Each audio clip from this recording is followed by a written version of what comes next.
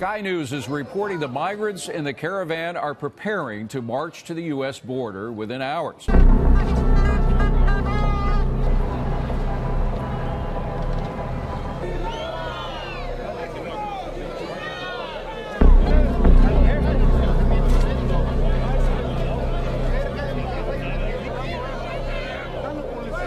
And they plan to beg and plead for asylum and mercy. So what is the White House plan on all this?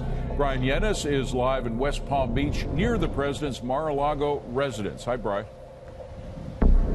Hi, David. Well, look, rumors about the caravan rushing the border have been rampant for weeks now. And earlier this week, for instance, the San Ysidro boarding crossing, one of the busiest along the border, closed some northern-bound lanes because of these rumors that some of these immigrants in this caravan were going to rush the border. Nonetheless, Sky News is reporting that there is talk that some of these 6,000 members of the caravan are thinking about heading towards the border this weekend. Why this weekend? Well, a federal judge issued a temporary restraining order on the executive order that the Trump administration put in, saying that all of these immigrants that wanted to apply for asylum must go to a legal border crossing. Well, a judge nixed that temporarily, at least, and so now the thought is that perhaps some of these immigrants are going to make their way to the border. Troops have been deployed to the border. Some 5,900 of them have been putting concertina wire, that razor wire, and erecting barriers along the border. They are there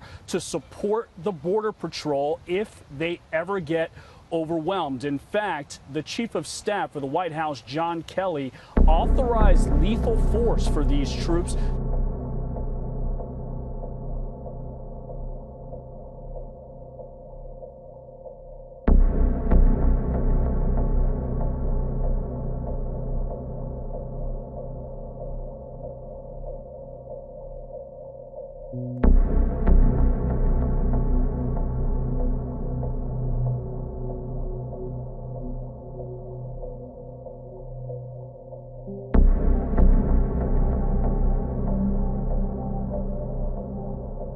In the memo saying, quote, a show or use of force, including lethal force where necessary, crowd control, temporary detention, and cursory search. The memo went on to say the deployed military personnel shall not, without further direction from you, conduct traditional civilian law enforcement activities such as arrest, search, and seizure in connection with the enforcement of the laws. So General Jim Mattis explained that these troops, they are not armed. They are here at the border. They're putting down the wire, and they are not actually even supposed to make any arrests. If they do detain an immigrant, they are to hand over that immigrant over to local police so that they do not violate federal law. Earlier this week on Thanksgiving Day, President Trump said that he is actually willing to shut down the entire border if this caravan situation doesn't get handled quickly.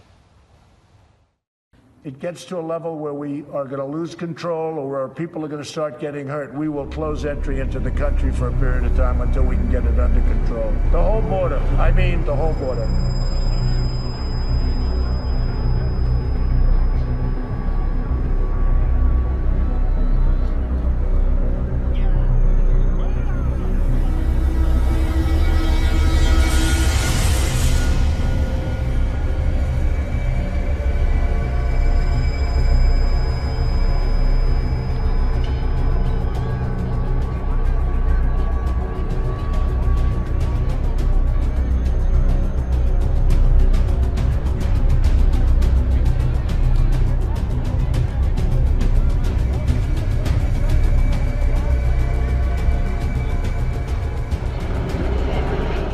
The American president had threatened to close the border with Mexico, and as if to give a glimpse of that reality, it was shut.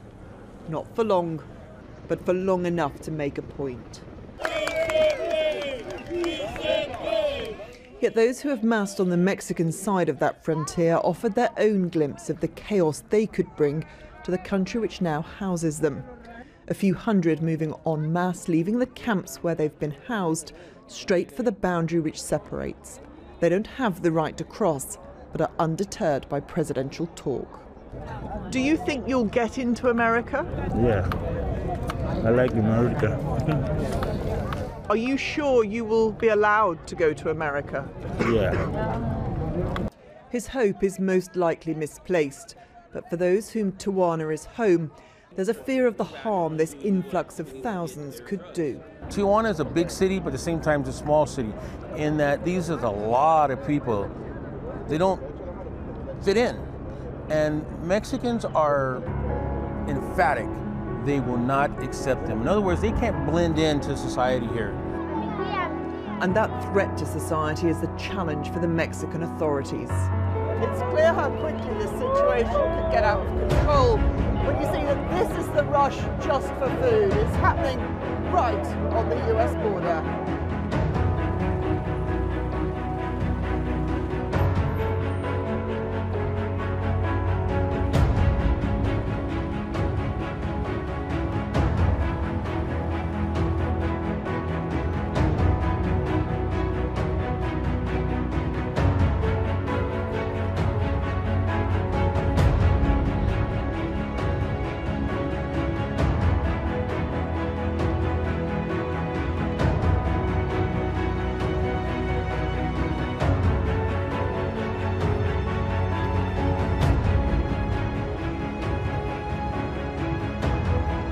The mayor of Tijuana, where the majority of the caravan is right now, more than 5,000 people, many of them women and children, saying that they're fleeing poverty and violence, are in Tijuana. And the mayor there has declared a humanitarian crisis, saying they just can't simply, they don't know what to do with all of these folks. And frankly, David, they could be there for months, given the lines that are at these border crossings and the asylum process. It could be months, and these people don't have anywhere to go. They can't go back to Honduras, and they're not allowed to come into the United States. So that is why the Tijuana mayor is concerned.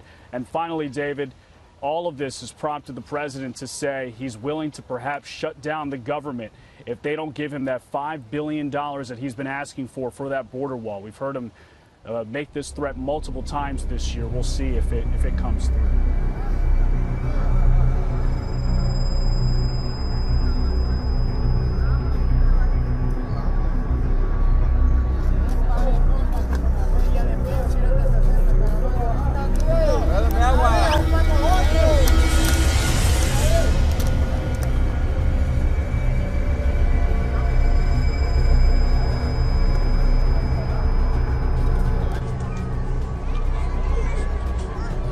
Migrant camp was full days ago, but more people are arriving in groups, pitching their tents and waiting for something, although few seem to know exactly what.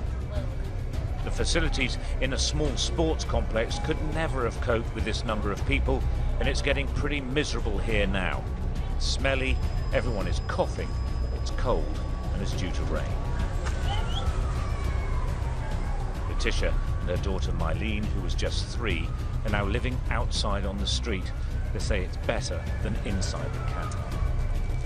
Few of the migrants appear to have joined this caravan heading for the United States with any knowledge of asylum law.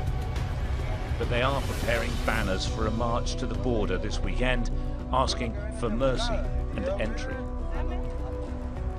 But being poor and from a country where there is no work just doesn't qualify. El Salvadorians stand a chance because gang violence is so bad there. Hondurans like Carlos don't, though. He's just hoping that someone, somewhere, gives him a chance to change his life and his family's as well. We are waiting what the people say, what another country, offer to us, possible Canada, we don't know, possible Mexico. Tijuana is a great city to work. They pay really well here. We are waiting. What person, what country can offer something to us? We are waiting. All that we want to do is work. There have been moves to the border fence in the last few days. They say they just want to knock on the door of the United States and say they're here. President Trump has mobilized his military and US helicopters to keep a vigilant eye. But the Mexican authorities aren't taking things lightly either. It's pretty calm, but they're fully prepared to stop a sudden rush to the fence.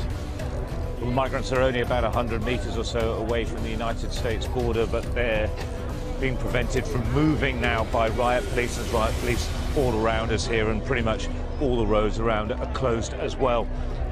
What they're going to do, we don't know. They've left the camp, but staying here is not much of an option either. They're trying to make a point, I think, that they're here and they want to be listened to. The whole camp is due here on Sunday, hoping that they can at least begin the asylum process, regardless of the outcome. Half of the caravan is made up of children. They're thousands of miles from home, living rough. It's pretty scary.